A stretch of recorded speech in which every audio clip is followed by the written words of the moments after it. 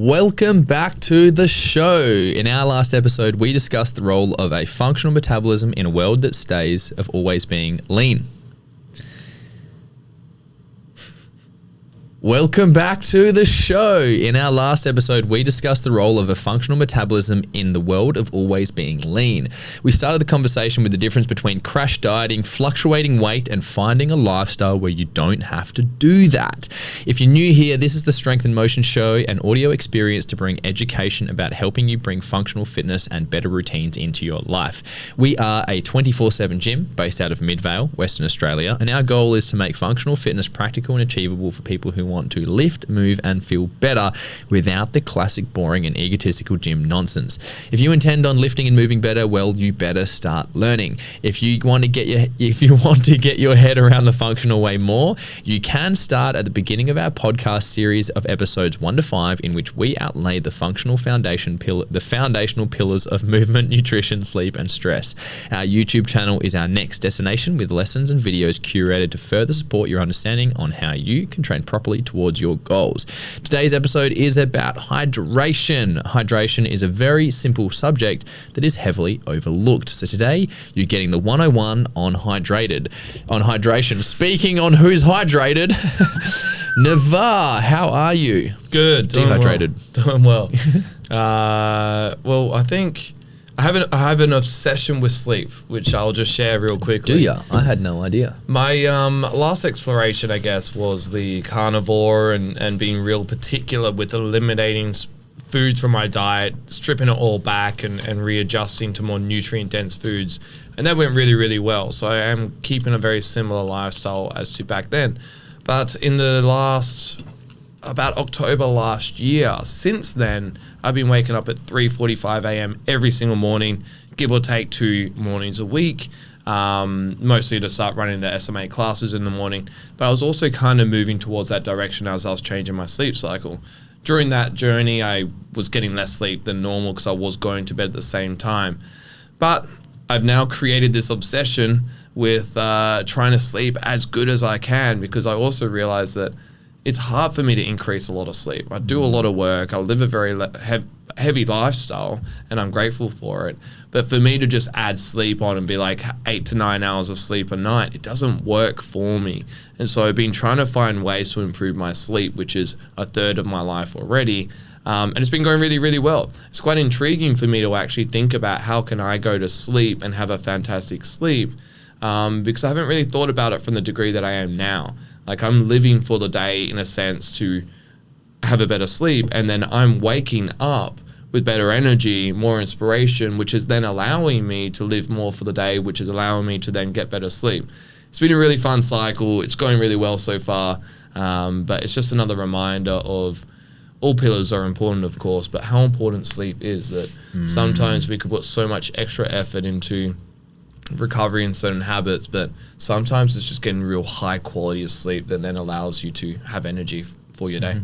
Yeah, that's what's been happening in my life. Nice. Been obsessing around sleep lately. That's fascinating. Yeah. That does relate to some of the things I was going to mention about, is that I am training for the HBF Run for a Reason half marathon, and it gets me a bit sentimental, because obviously I've taken a bit of time off like racing an ultra marathon, which was such a heavy load on my nervous system, and it feels fun to get back into that training of just like running a lot. But what that was also done is brought back some of the same existing old challenges that I used to face around just the energy demand and how hectic.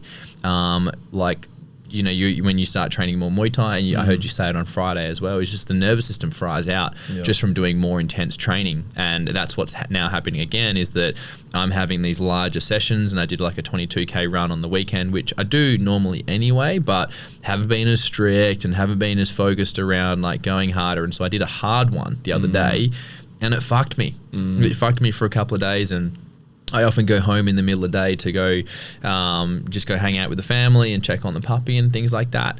And the desire to nap has just like fully come back. And napping's fine, and I have had some naps in the middle of the day, which I do enjoy that. But there's also, because you and I are living similar lives, we're really trying to squeeze a lot of time and tasks out of our day, it is actually more strategic for me to not nap, but then find better ways around my sleep to then make sure that I'm nourishing myself from a sleep perspective. So that's brought on it's not necessarily a new set of challenges, it's an old set of challenges, but I feel more equipped to tackle them this time. So that's fun. I'm definitely not saying I'm succeeding with it, but I'm enjoying the tussle of navigating that training. And also I've been skipping sessions again because I am just more focused on other things. I'm like, that's right, they're still excuses. So if I'm going to commit to this race, then I need to commit to this race. I'm going to say that I'm going to do it. So, but that's fun. That's fun anyway, because I love running and I also hate it all the fucking time. Not all the time, but that's a joke. I hate the challenges of it. So, what have you got? What's a hint that you can get? Can you hint your mystery item? It makes hydration easier. Yep. What about yours? What's your mystery item tip? It's been on my social media before. And it may or may not have been seen either, like I might have talked about it in a podcast, you might have seen it in one of my videos as well. It's not a new thing that you've seen. You might have noticed it before. Yeah. So that's my little hint. Nice. All right. So let's actually talk about, you've got a PT client that I can remember this time. Yeah. So this is the person, the older lady that you're thinking of in the last podcast, right? Now he's going to share about one of his clients and a hydration related journey. Yeah, which is why I'm excited for this podcast, which is why I'm excited for all these podcasts, because the reason for these is we're addressing questions that we get day to day by our clients. So these are questions that we still ask regularly. So hopefully they help you as a listener. But I had this older client, she couldn't break past 62 kilograms. She kept breaking at a plateau of 62 kilograms.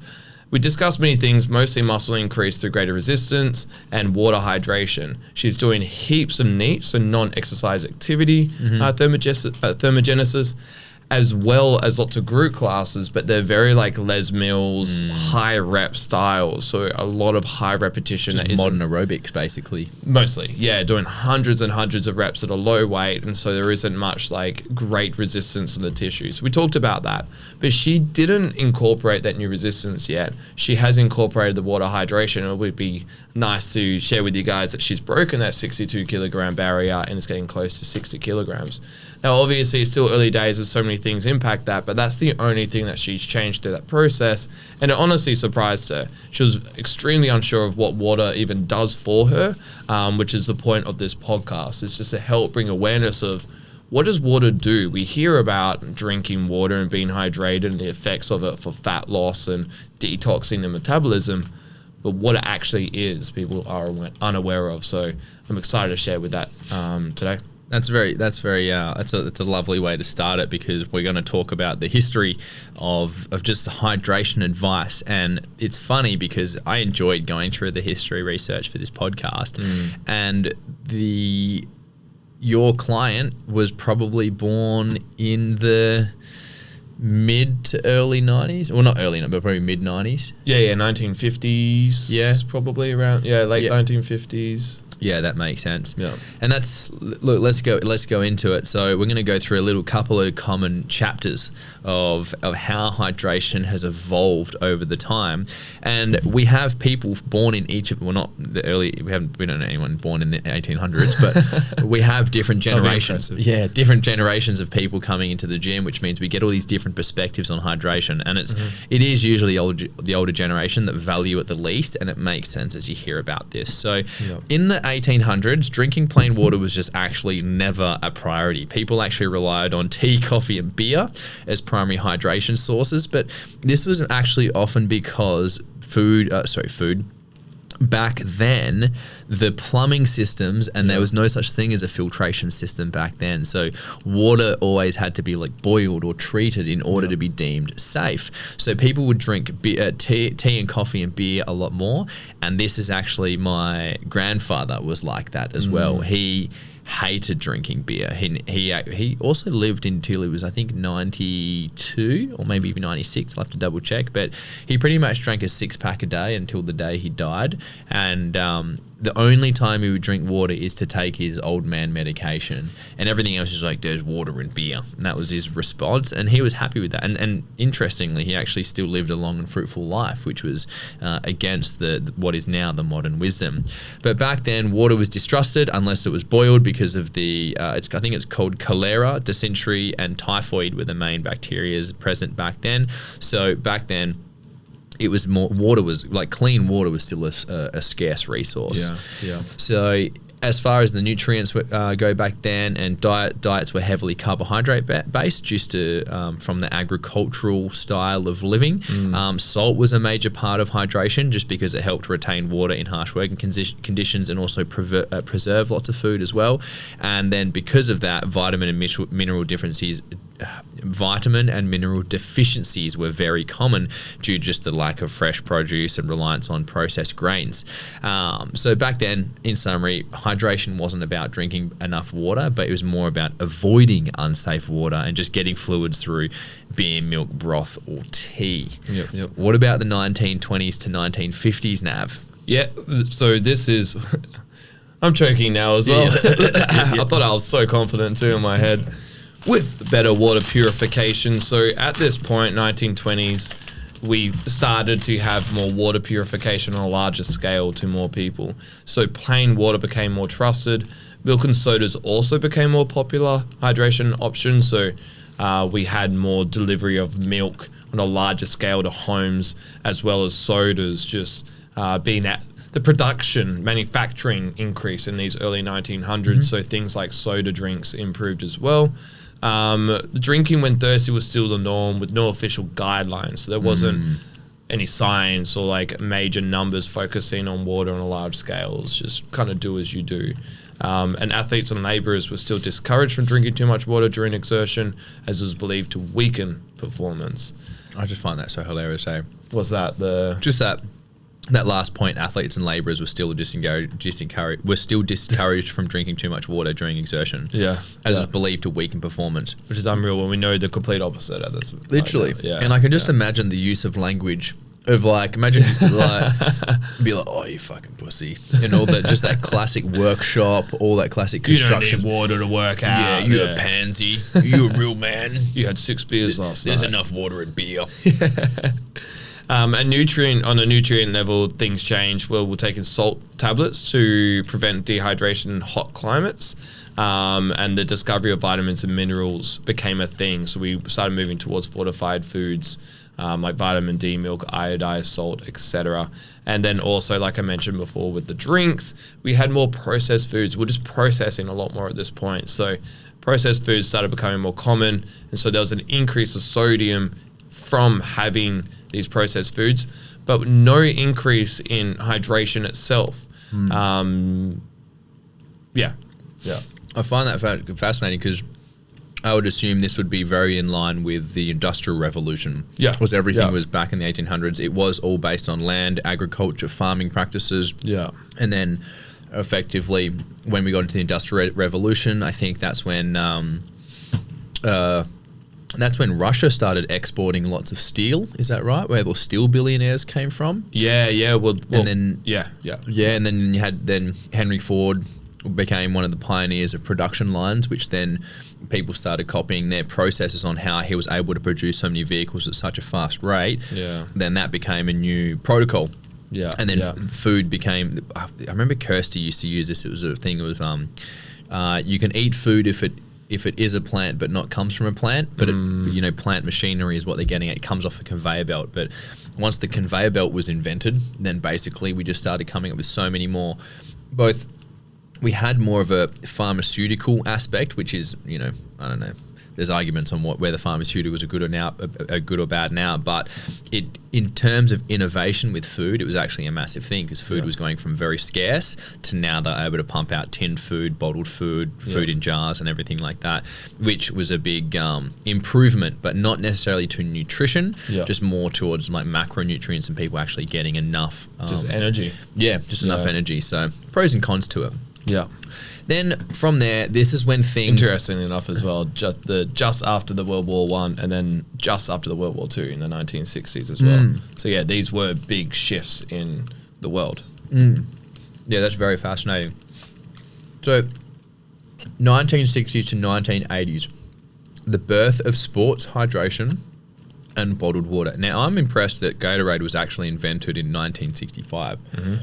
I thought it was a lot younger than that. Because that means 60 years of operations. Insane. Literally 60 years of sugar water. Yeah. So, anyway, it marking the birth. I find this so funny. It marked the birth of sports hydration science, which is still a thing, hydration science, but it's always been marketed as hydration science, and it's essentially been Gatorade's always been basically sugar water. Yeah. But anyway, early bottled water marketing brands like Evian and Perrier started making bottled water a lifestyle choice in the 1970s. I assume they would have been going out in glass bottles as well, which had been seen as like a high status thing of buying glass bottled water as well. And that's when the 8 glasses of water per day started to emerge. It became popularized in the 1970s and 80s, although it had no solid scientific basis, which I would imagine that messaging would have been promoted more through marketing. Yeah. In order to sell more water, more Gatorade, and more sports performance drinks, which is what I assume it is. And then dehydration in sports was finally recognized as a performance risk as well. However, excess hydration wasn't recommended yet. Athletes were still told to limit their water to prevent cramps, which is now pretty much now flipped on its head. As far as nutrient intake goes, the rise of processed foods and fast food culture just kept going and growing and going and growing, and that also led to higher sodium intake and reduced the whole food hydration. Electrolytes did start to gain more recognition, but they were mainly used in the athletic and the military settings. From there, things started to get more interesting from the sports side of things as well, with high-carb fueling strategies becoming more dominant in sports, where water and carbs, which is things like Gatorade and Powerade, were pushed as the best hydration fuel, which again, just sugar water, which we now have better options these days. But basically, the key evolution was the idea that hydration improves performance. The idea that hydration improved performance took hold, but overhydration was still not a major concern. And now we're coming more into the modern worlds of the 1990s to the 2010s, where hydration really becomes a business and a misunderstood science. Nav? Yeah, interesting enough, business and misunderstood science do go hand in hand. Yeah. You know, there is a lot of misunderstood science. You brought up pharmaceutical, and it's really...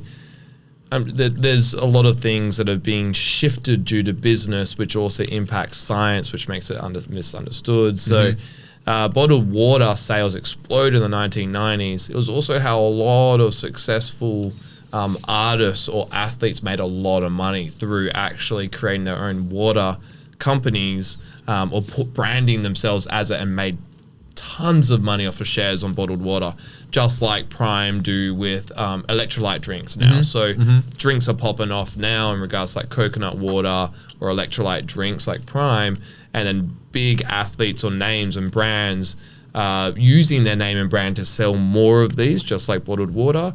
And now it becomes more of a business thing over anything else. But it was also labeled and marketed as healthier than tap water, which to some degree is correct, depending on what you're having in what bottle and what spring water, etc. We won't dive into that. Electrolyte drinks became mainstream, so brands like Powerade, Pedialyte, is it Pedialyte or Pedialyte? I think it's Pedialyte. Makes sense, Pedialyte, and Gatorade became more mainstream. Same thing, you'll have athletes like Lance Armstrong. Neil went, I was just thinking. One Nut. Yeah. One Nut Lance. But he was Powerade, right? I think it was Powerade and Nike. I think it was one of those. But same as like, the golfer. Not Greg Norman. Tiger Woods. Tiger Woods, the golfer, he had a major, I think it was Powerade or Gatorade, but one of those as well. But yeah, I think he was Gatorade. Yeah, and a majority of their revenue was through those brands. So they made more money as shareholders and through contracts for those more than anything. Crazy amounts of money. Yeah. Wow, the more you know. The hydration craze began, same thing. You're selling them, you have big names, big athletes selling them. So you're an everyday person sitting on the couch like, I'm going to take Gatorade because it's going to like fuel me and I'm going to be the best Tiger Woods I could be.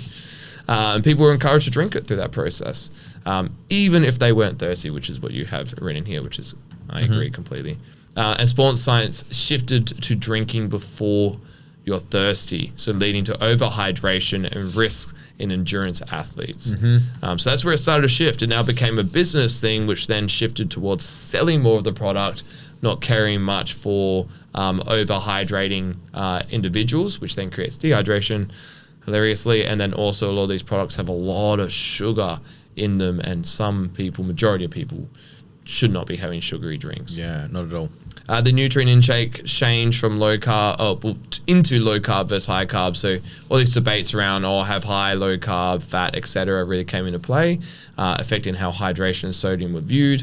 Same thing as the ketogenic diet, which is not having any carbs at all, so moving into using fats as energy. And the paleo diet, which is moving back into olden times of foods prior to processed foods. Caveman style, the Paleolithic times. And started pushing electrolytes replenishment, especially sodium, magnesium, and potassium. And more people suffered from hyponatremia, which is water intoxication from excess water intake with no sodium balance. And so they were overly flushing their body with waters and drinks, fluids that didn't provide the right electrolytes, which then created this water intoxication issue. Crazy times. That ended, 14 years ago. Yeah. Yeah. When I started I became a PT, 15, 16 years ago. Wow. Crazy, eh? Times fly. Yeah. And now that brings us into the 2020s and onwards, so the last really 5 or so years where things have started to now change again. Now, this overhydration myth has now been debunked. Listening to thirst cues encouraged rather than just mindlessly drinking 2 to 3 litres a day. However, we also still often encouraged just to drink 2 to 3 litres per day, because some of these are finer details and people aren't even in the routine yet of just drinking fluid. So yes, you still want to just be smashing a couple of litres a day, and once you can adhere to that habit, then you can start to refine these balances of your hydration electrolytes as well. So we've started to recognize the main electrolytes as sodium, potassium, and magnesium, which are the most important ones to be having rather than just drinking plain water. And then also the hydration strategies become a lot more individualized in sport, and especially for endurance athletes, which is where I come from. We use electrolyte drinks, not just water, but we also play around with balancing electrolyte drinks, as I myself have experienced. It's quite a high stress on the liver and the bladder when there's too much electrolytes going in, and you can actually trigger gut issues, digestion issues in the middle of an ultra marathon, diarrhea, from just over consuming electrolytes. So it's a bit of a fine art, really. There's a science to it, but there's a fine art. And then there's also, now that we know people that are choosing particular diets such as keto or low carb diets, they are requiring more sodium due to their lower insulin levels. And then general hydration also depends heavily on climate, diet, activity levels as well. So especially in the Australian sun, we experience a lot of sweatiness and a lot of humid days. When you're up north in other places in Australia, it gets very, very humid, hot and sweaty, more of those tropical types. And there's a lot of specific not sports brands, but like electrolyte drinks for like tradesmen and for workers as well. There's a lot of specific work for there as well. As far as nutrient intake goes, there's a lot of electrolyte powders and supplements that are available on the market, which helps us have access to those drinks and those ready to buy electrolytes, that you're not just having a sugary sport drink. Functional hydration is now, but we're not using that, but it's now becoming a trend, which is focusing on mineral balance, which is sodium, potassium, magnesium, rather than just plain water. And then fasting and hydration research shows that mineral intake without calories is key for maintaining hydration while fasting. So that one size fits all hydration rule is now no longer a common thread, and now things are starting to become more individualized, more depending on our lifestyle, activity, and our diet. So that's a little history check on how hydration has evolved. It's basically gone from not being important to being very important to being overly important, back to being important again, which is why we have this topic in. So we're going to have a little camera reset. Yep. And then we're going to do the second half of our podcast. Mystery sound. of them. So that one and that one. Oops. I just like. Oh, that's the right, and then that's the blank one. Boring. All right, we'll make it a thing to figure out how to get some mystery sounds into our next podcast episode. So now we're going to jump into the actionable strategy component of this podcast, where we teach you some things that you can do. You got a bit of an idea about how hydration has evolved over the years and the hydration advice. So now we're going to talk to you about some basic numbers that you can use for your daily water intake calculations, more of a personalized formula. Don't get too crazy with this, but these numbers are really fascinating and helpful to understand. We're also going to talk a little bit about how you can kind of time your hydration around your workouts, talk about some electrolyte optimization tips, and then also some creating sustainable hydration habits for you. So from the top, daily water intake calculations, we're actually going to move away from our, just for a moment, the one size fits all 8 glasses myth, or the drink 2 to 3 liters of water. And we're going to present to you your personalized formula of your body weight times 0.033, which equals the amount of liters of water per day. So Nav, do you want to we've got these numbers written down in the chart on the screen. Do you want to read these out for the members or the listeners? So you're talking about the adjustment factors? Yes. Yeah, so as Josh just mentioned, your personalized water intake should be your body weight in kilograms times 0.033, which is total liters, or you could do kilograms times 33 in mils. Yes, and we're going to use an example of a 75 kilo human times by 0.033 equals 2.5 liters, 2.475. So that's your standard amount of liters of water for the day, but that can change, and the way that changes is through different exercise or consumption. So if we're having or exercising for an hour, depending on how sweaty we get, the environment, how intense the exercise is, you should be having about half liter to a liter of water consumption for that hour of exercise. Yep. On top of that, if you're having, let's say, a couple of alcoholic drinks, you're looking at about 500 mils per alcoholic drink. So if you have a couple, that increases by a liter. So you should be having another liter of water for those couple of alcoholic drinks. You're also adding 0.25 to half a liter for every 250 milligrams of caffeine. And then you're also looking at climate factors. So if we're in a really hot, humid condition, like being in the Kimberleys in Australia, then you're looking at even another 500 mils to a liter of water consumption for the day, just from all the sweating and humidity. So that's how your water consumption can increase. Yeah, so if we went with all of those numbers and you happen to be a 75 kilo human who also did 1 hour of reasonably vigorous exercise, you also had 2 to 3 beverages that night, and then in the morning you'd also had a coffee, and it was a reasonably hot day, that takes you to 5 liters already. That person started at 2.5 kilos, and then with the exercise that adds on just about a liter of fluids as well as the alcohol as well. So that brought us up to 5 liters, which might seem like a lot, but it is if you're putting your body under that much strain. Yeah, absolutely. Let's do someone who is, let's go a standard female now. Let's just do these basic numbers as well quickly for a standard female. Who is a standard female, let's just say they're 65 kilos in body weight. We times that by 0.33. Sorry. 0.33. Yeah. 33? Yeah. So that's 2.145. So that's just over a litre, or just over 2 litres of water that person should be consuming. And that person is most likely going to have a coffee in the morning, and then probably going to have another sneaky coffee at lunchtime. So that's 2 coffees, and a standard coffee is about 150 to 200 milligrams of caffeine. So let's say that, so what was our numbers? So for a coffee, that is an extra 500. An extra half a litre plus 0.5, and then that person has also done an hour of exercise in the afternoon, which then adds in, let's say, 750 ml drink serve of electrolytes, and then they've also had a glass of wine at the end of the night before bed. or 7 glasses. No, we'll just do but One plus, bottle. Yeah, plus for 1 glass of wine, that's an extra half a litre. So that for that 65 kilogram female who had 2 coffees that day, they did a general decent workout in the afternoon and had a wine before bed. That comes to 3.895 litres of water. So rounding that up to pretty much almost 4 litres of water. Yeah. So it's a lot, but that's the point, is most people are underhydrating and they're just undervaluing water and fluid intake. So moving on to some timing strategies around workouts.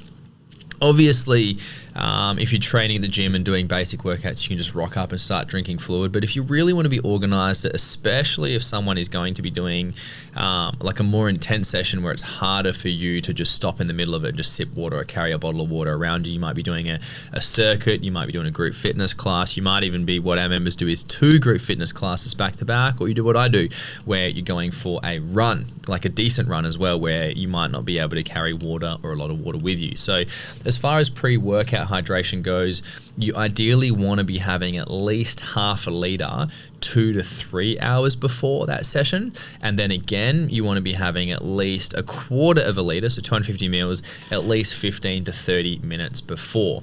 So in my world, it's very common for people just to start drinking water, or even mix up some electrolytes and carbs, which is effectively like a Gatorade, but what we would call a higher quality Gatorade. And basically they drink that on the way to the gym, or they drink that on the way to, we often drive to the beach and we catch up and we go for runs, so we drink that on the way to the run. Once you're in your workout, especially in the gym environment, you're going to be planning for about 125 to 250 mil for every 15 to 20 minutes of exercise, depending on intensity, which is a big factor. But it does mean if you're doing a whole hour workout, you really need to make sure you've got at least a litre of fluid like that you've got with you as well, not including the fluid that you've got leading into your event. Then you've got your post-workout recovery. So the first 30 minutes do really have a big impact, and that's when you want to aim for at least half a litre and with electrolytes, because you are replenishing certain electrolytes or certain minerals and nutrients, as well as trying to say. And then you can also go down the rabbit hole of using the classic urine color chart. We don't have one on us, unfortunately. You can just find those on Google Images, but you can use that to get a bit of a gauge on whether you are overhydrated or underhydrated as well. What do you do, Nav, around your Muay Thai sessions? You do about 45 minutes of like pad work, I believe, with Jobsy twice a week. 3 times a week. 3 times a week? Yeah. How do you go about? Yeah, so when I wake up in the morning, I always have like 1 to 2 clear glasses of water, mugs of water. I start my day off with that. Then I fill up my water bottle with 750 mils of electrolytes, and I'll sip on that leading into my training. So I'll wake up at 3:45, have a couple glasses, I sip on that from like 4:35 until about 7. So this is intact with the 750 mils before the workout. And then during the workout, I'll sip on water or electrolyte water during that time as well. And then I'll finish that and maybe another glass or 2 after my workout, depending on how intense the workout is. If it really, I want to feel hydrated post workout, and then I just drink standard water throughout the day, or whatever my mystery item is. Ooh, yeah, mystery electrolytes, yeah. So moving on to electrolyte optimization tips. So these are some basic numbers. Now, you probably don't have to remember these numbers that we're about to share, but they're just fun to know, because if you're buying the right electrolyte powder or electrolyte supplement, they've already been designed so that those servings are more optimal, and they will have a serving suggestion based on you take this much for rigorous activity and you take this much for non-rigorous activity. And there's even another, I forget what the company is, but Jess, my sister-in-law, she gets them. It's called Sodi, I think, but they're basically a little electrolyte powder, but it's designed for like daily electrolytes. It's a sachet a day, so it's a low intensity electrolyte powder, but it's for people that are just not exercising but still want to have a bit of a level of vitality throughout their day as well, which I think is a really, really cool thing. I agree. So sodium, which is our salt, is 500 to 700 milligrams per litre during training, which is the main electrolyte lost in sweat. That's why we have that saltiness when we sweat. Potassium, which is what bananas are famous for, it's 200 to 300 milligrams per litre, which helps maintain your muscle function. And then magnesium, which is what prevents your cramps and aids recovery. That is 100 to 150 milligrams daily, which is, as we know, it's very deficient in our food these days. So supplementing magnesium should be a great idea. And as we talked about in our sleep podcasts, we're actually recommending that people have magnesium before bed. And many of these pre-sleep powders that are available on the market, they do actually have a decent amount of magnesium in them as well. Now, as far as some basic sources where you can get this from, we have our natural sources, which are things like Himalayan salt, coconut water, and bananas. They're our common ones. I love coconut water. I used to hate coconut water, but now I love just fucking buy that shit by the box. Coconut water. Especially chocolate coconut water. Yeah. Love that stuff. And even, look, I've done it. You know, people go like, I put my Celtic sea salt inside my water, my Himalayan pink salt. I've done it and I don't mind it as well, but I personally prefer to go towards an actual electrolyte powder, like likewise. A supplement. Yeah. But I wouldn't be against, like, I love putting a lemon or a lime or something in my water just to jazz it up a little bit, and I've got no issue doing that. As far as commercial products goes, that's when you can start looking for some more higher density products out in the market that are, in my world again, the running world, there's very specific ones that are designed for running, and then there's ones that are designed for when you finish your run as well. So there's different concentrations that allow for you for in the middle of an ultra marathon, middle of a training session or whatever. So there's a lot of options to choose from these days. So again, before you get overwhelmed with the choices, just start with being organized around your hydration and go from there. Let's talk about, Nav, some hydration habits as well. So what would be some time-based triggers? And what we mean by a time-based trigger is the trigger is the moment that you can then attach a habit to. So if there's a thing happens, then you also take on this action. So what are some time-based triggers, Nav? Well, funny thing enough, this is pretty cool to go over because I'm just reminding myself of how good I have hydration down packed right now. But the first thing upon waking is 500 mils of water. Your standard mug or cup is about 200 mils, 250 mils. So a cup or two in the morning upon waking, simply because if you slept a full night of sleep, you haven't just provided yourself with any water. So having some form of hydration when you wake is a great way to start the day, gets things moving, metabolism moving, etc., digestion. There's so many benefits to water. 30 minutes before each meal. So I like to... I'll have it in the morning. I have 2 glasses, like I mentioned before, training. Around training, I also fit time-based triggers like hydration. I fit it around meals as well. There's also, a lot of us think we're hungry, but it's actually a signal saying that we're thirsty. So the benefit of drinking about 30 minutes before each meal is then you're creating a healthier response between being hydrated versus dehydrated versus being hungry.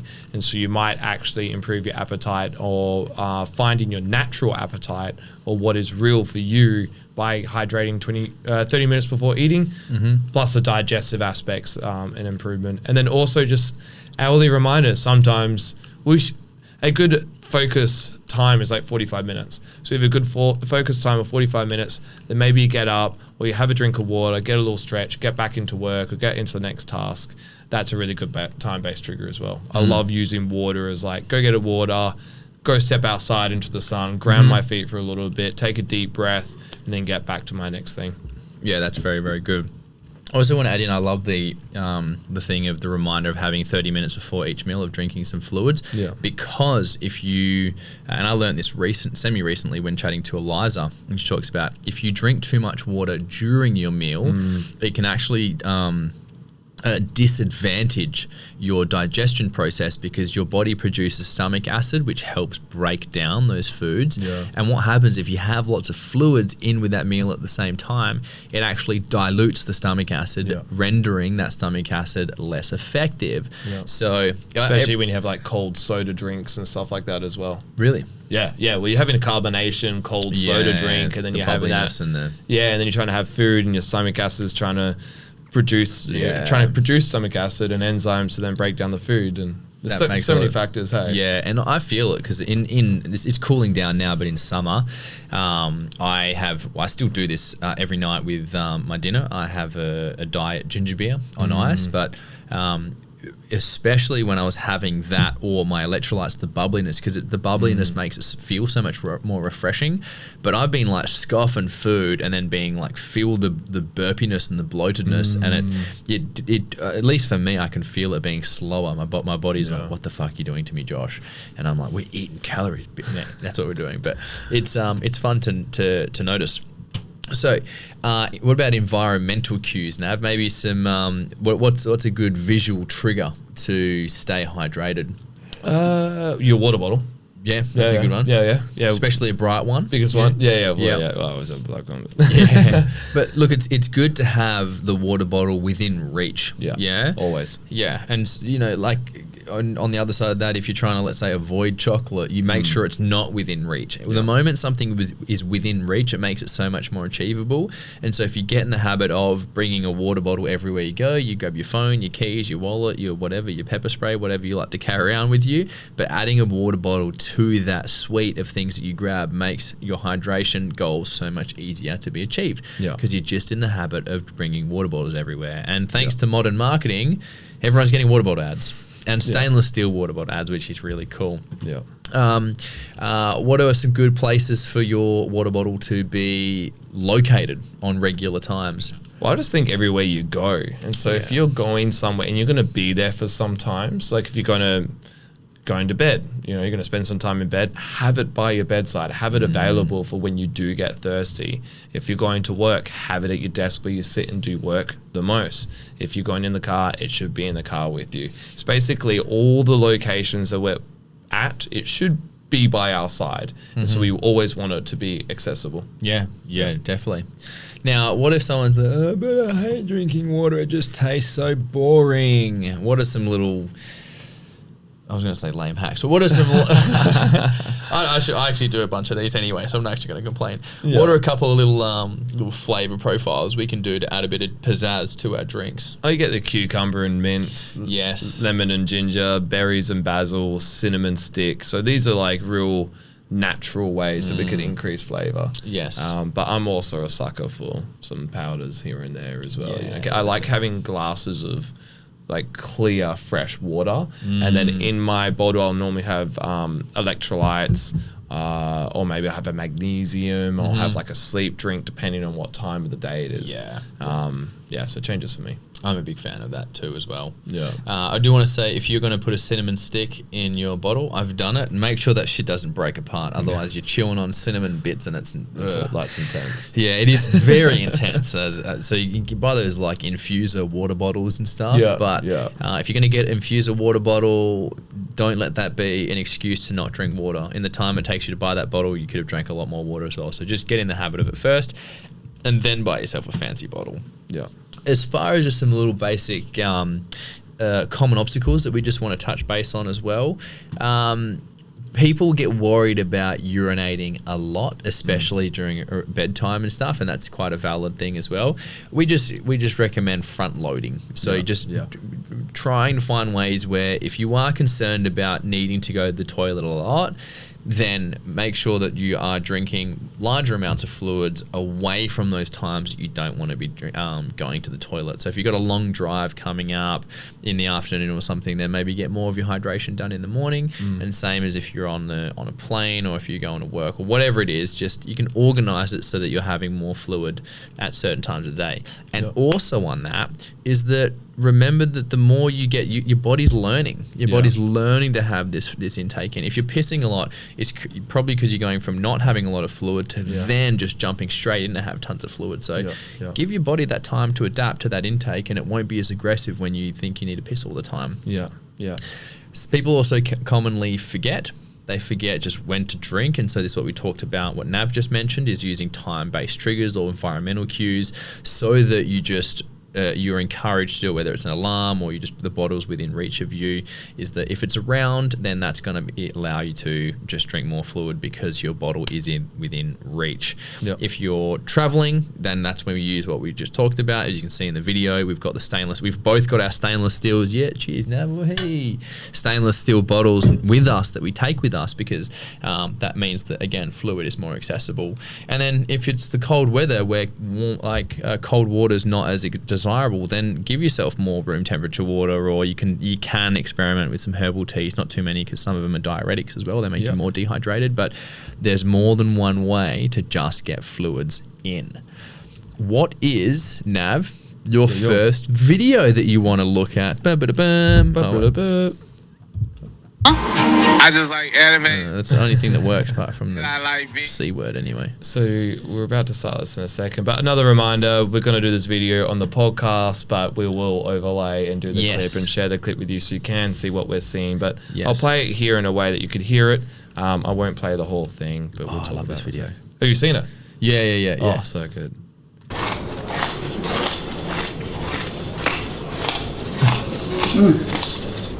As weird as this looks, this is actually a really smart thing to do when you're cutting weight. Can I get a bite of that? The reason being is that when we're severely dehydrated, our brain is constantly sending our body signals to drink fluids. We literally become obsessed with it, and it's all we can think about. So I'll leave it there, because what's really interesting, so to talk about the clip, there's a fighter who is not drinking water. He's intentionally trying not to drink water to then reduce his body weight to fight. And he's chewing on a towel of ice within it to shift that desire within him, because he's obsessed to drink water because he's dehydrated, which is really cool. The reason why I think it's so interesting is our system does become obsessed if we are dehydrated, but we are also able to manipulate our signals and needs. And so although our body may need it from a biological standpoint and a physiological standpoint, which might be better for health and wealth long term, but fighters need to control it short term for them to fight. Not always healthy, right? There are a lot of health issues and concerns in regards to cutting weight for all sports, and that is trying to be addressed by like hydration clauses and stuff in fighters. But it's not also done just purely consciously. There's some of us that do it unconsciously out of poor habits, so we might not be aware of it. We might be breaking those signals by eating a certain way or distracting ourselves a certain way, or by having a lot of diuretics like coffees and teas that might regulate that signal that we are dehydrated and need to be hydrated. So that clip is very fascinating to me. Yeah, it's very good. I like that as well. I didn't even know fighters did that. It's just chewing on ice as well. Yeah. Oh, there's so many wild things that people do. Hey? I love chewing on ice as well. It's one of my favorite things. Yeah, nice. All right. So I'm going over to a video of Paul Check, The man. the jacked man, the jacked old man. And here we go. Let me just refresh that so we can get it on the start of the video. It doesn't count as water unless you can see through it. Water is the chief solvent of the body. Tea, you can't see through. Coffee, you can't see through. Juice, you can't see through. If you cannot see through it, even if it has solute in it like tea, it has to go through the digestive process, and it's treated by the body as a food, not water.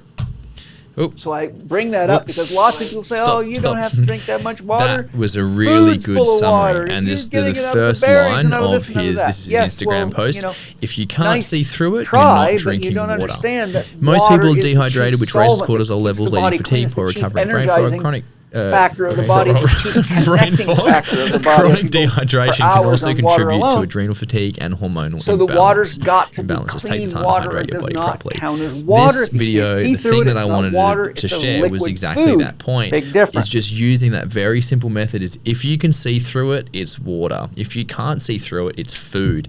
And that's very eye-opening for many people who actually don't just are not aware of that. And for me as well, I encourage a lot of people to have protein smoothies in the day because people love to drink, they love to skip breakfast. So a protein smoothie is a great way to get around that.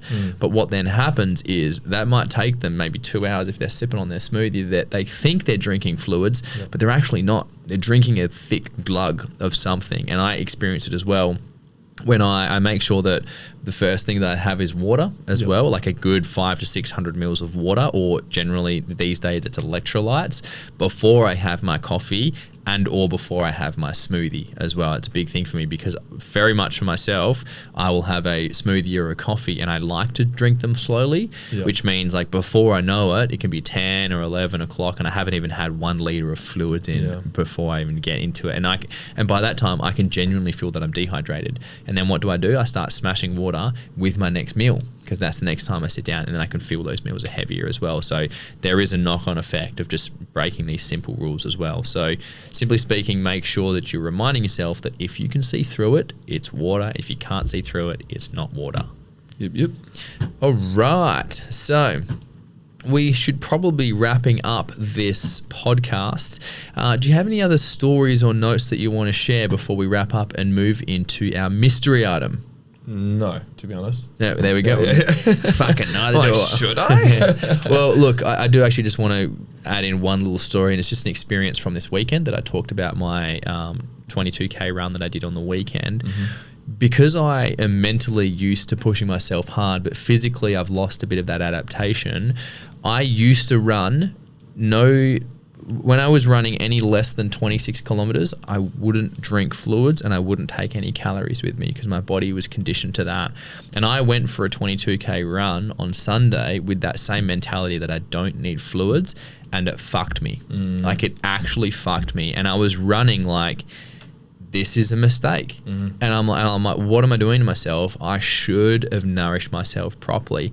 And I had to walk. A lot. I got to the 18K mark and my legs were just toast.